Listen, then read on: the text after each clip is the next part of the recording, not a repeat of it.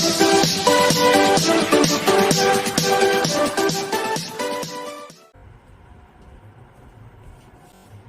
everyone, welcome to my channel. I am Neel Kamal and we are going to learn class 9th history second chapter Socialism in Europe and Russian Revolution.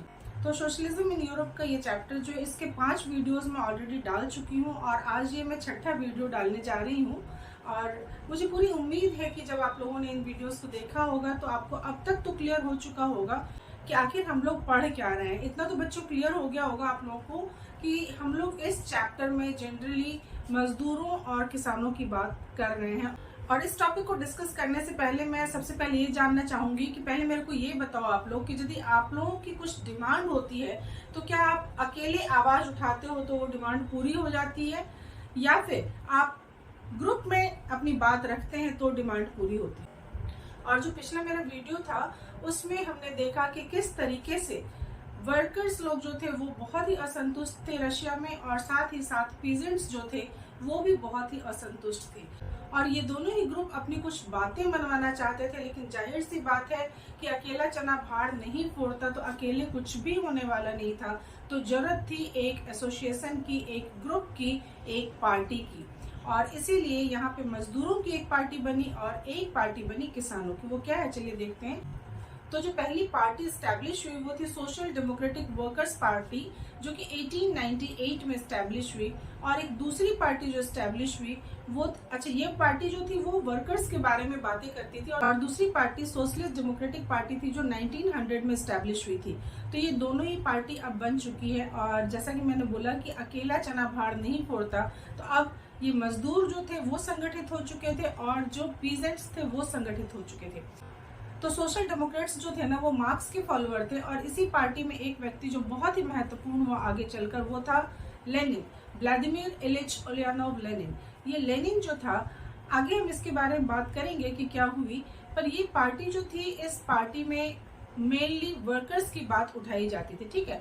और दूसरा group जो peasants का था, क्योंकि कुछ लोगों ने सोचा कि नहीं पीजेंट्स, क्योंकि जैसा कि मैंने बताया था नेचुरली एक तरह से सोशलिस्ट थे, तो इनको भी इस मूवमेंट में शामिल होना चाहिए, यानी सोशलिज्म का जो एक मूवमेंट चल रहा था उसमें शामिल होना चाहिए।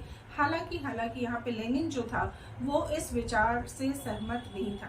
उसका मानना था कि जो पीजेंट्स हैं, हालांकि देखिए वर्कर्स भी बटे हुए थे, लेकिन लेनिन को वो नहीं समझ में आया कि चलो वर्कर्स बटे हुए तो किसान भी यदि बटे हुए तो कोई बात नहीं है, वो संगठित हो सकते हैं। लेकिन लेनिन का मानना था कि किसान जो है वो एक संगठित नहीं है, क्योंकि कुछ किसान जो है वो पुअर है, गरीब है, और कुछ किसान जो है वो रिच हैं। कुछ किसान जो है वो लेबर के रूप में काम करते हैं, तो कुछ किसान जो है खुद ही कैपिटलिस्ट बने हुए हैं।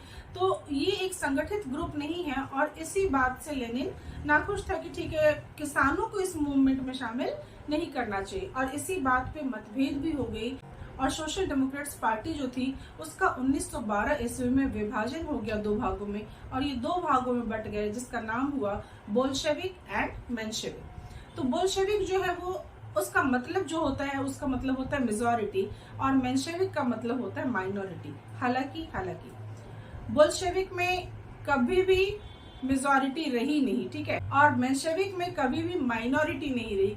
कहने का मतलब मेंशेविक में बहुत सारे मेंबर्स थे और बोल्शेविक में बहुत कम मेंबर्स थे। जाहिर सी बात थी कि यही मुद्दा था जिसपे ये पार्टी टूटी थी, क्योंकि इसका काम कैसे चलना चाहिए इस बात में मतभेद था। क्योंकि लेनिन ने कहा कि जारिस्ट रशिया में जो पार्टी होगी वो डिसिप्लिन होनी चाहिए और इसमें मेंबर्स बहुत ज्यादा नहीं होने चाहिए, और उसमें भी क्वालिटी ऑफ मेंबर्स होने चाहिए, ठीक है। जबकि मेंशेविक का ऐसा मानना था कि इसको ओपन फॉर ऑल होना चाहिए, जैसे कि जर्मनी में थी ना पार्टी, ठीक उसी तरह इसे भी ओपन फॉर ऑल होना चाहिए, यानी जिसकी भी मर्जी हो वो इस पार्टी में आके शामिल हो सके। तो आप देख सकते हैं कि सोशल डेमोक्रेटिक पार्टी जो थी वो टूट के 2 भागों में आ गई। एक पार्टी थी बोल्शेविक और दूसरी पार्टी थी मेंशेविक। और बाद में चलकर बोल्शेविक ने सत्ता पे कब्जा जमाया था, हम वो बात भी करेंगे। यहाँ पे ये भी बता दूं कि जो बोल्शेविक पार्टी थी उसका नेता लेनिन था, व्लादिमीर इलिच उलियानोव लेनिन, और दूसरी पार्टी जो थी जो मेंशेविक पार्टी थी उसका नेता था केरेंस्की। तो इस तरह से ये 2 पार्टी एस्टेब्लिश हो चुकी थी इस समय तक, और अब इस पार्टी को आगे काम करना था। जाहिर सी बात है कि क्या काम करेगा, जो मजदूरों की पार्टी होगी वो मजदूरों के हित की बात करेगी, और जो किसानों की पार्टी होगी वो किसानों के हित की बात करेगी। पर 1905 में ऐसा क्या हुआ? 1905 में देखिए मैंने बताया था की बात चलेगी जारशाही को चुनौती देने की। एक तो जब पार्टीज बन गई तो अब इनका कुछ मोटो भी तो होना चाहिए, कुछ काम भी तो करेंगे। तो क्या काम करेंगे? ये अपनी जरूरतों के लिए आवाज तो उठाएंगे, पर ये आवाज सुनेगा कौन? क्या जार सबकी बात सुन लेगा और सबको बेनिफिट्स वगैरह, सबको अधिकार वगैरह दे देगा? आपको लगता है ऐसा? नहीं, ऐसा नहीं था। तो जार को ही हटाना था सबसे पहले, ताकि यहाँ पे कोई ऐसा व्यक्ति आए जो कि उनकी मांगों को पूरा करे। ठीक है, तो जार की सत्ता को चुनौती देना ही सबसे बड़ा काम था, और इस काम के लिए इन लोगों ने एक हथियार अपनाया, और वो था हड़ताल। हड़ताल कैसे? क्योंकि यहाँ पे देखो क्या हुआ। तो इनका सबसे बड़ा काम जो था वो था जार की सत्ता को चुनौती देना, क्योंकि जार जो वहां पे बैठा हुआ था, आपको ध्यान होगा कि वो पार्लियामेंट के प्रति आंसरेबल नहीं था, क्योंकि कोई पार्लियामेंट ही नहीं थी, क्योंकि सारी शक्तियां जो थी वो जार के हाथों में केंद्रित थी, और जार किसी की बात नहीं सुनता था।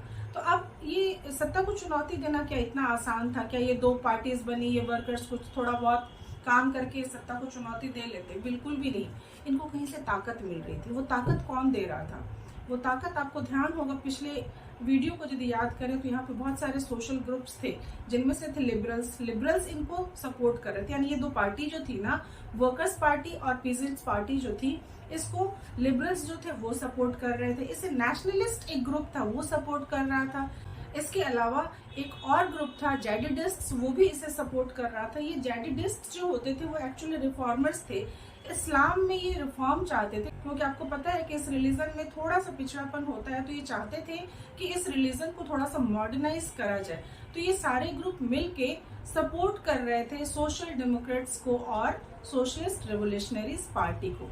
तो अब कहीं ना कहीं जार के साथ बहुत प्रॉब्लम आ रही थी, क्योंकि एक तरह का प्रेशर उसके ऊपर बन रहा था कि उसे ये बात माननी है। तो ये बात भी आगे होगी। पहले आप ये देखो कि इन लोगों ने किया क्या।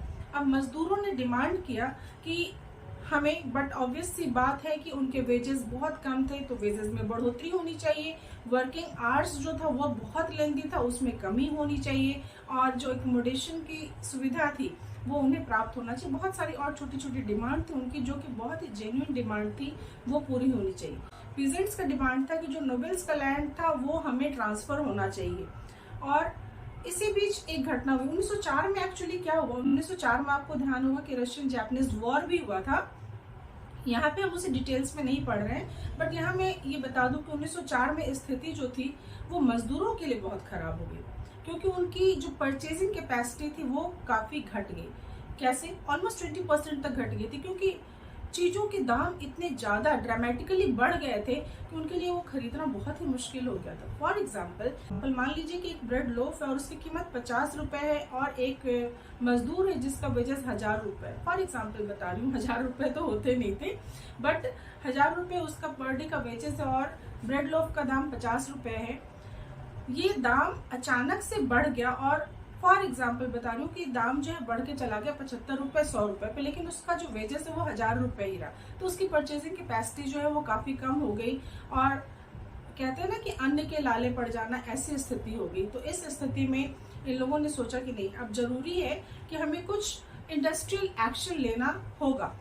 और इसी बीच एक बोलते हैं ना कि एक माचिस की तिल्ली लग गई, और ये हुआ कि वहां पे एक कारखाना था, वहां पे एक इंडस्ट्री थी, जहां से 4 मजदूरों को डिसमिस कर दिया गया था।